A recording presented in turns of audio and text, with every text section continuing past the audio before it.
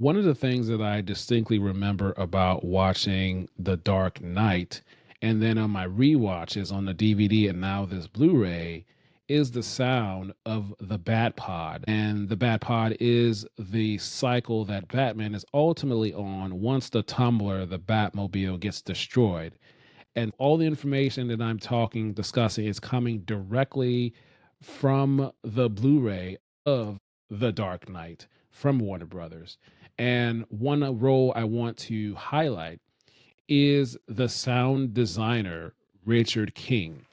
And he said, quote, "You need to start with something real, as you can manipulate that sound pretty dramatically," end quote.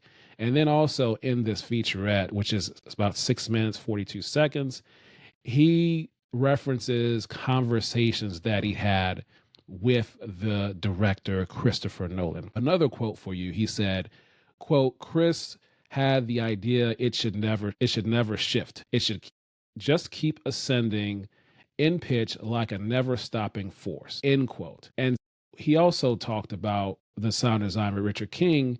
They used a concept called a Shepard's tone.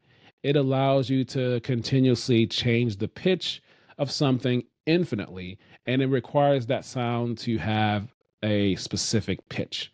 And what they did is they showed this and all the things that they were doing. They recorded some electric race cars, a Tesla, high tech electric dragsters. That is a high performance drag race car that is powered by an electric propulsion system. And they kind of manipulated those sounds and cut those sounds to picture. I'm paraphrasing what the sound designer Richard King said. And so that is how we come to get the sound of the Batpod in The Dark Knight.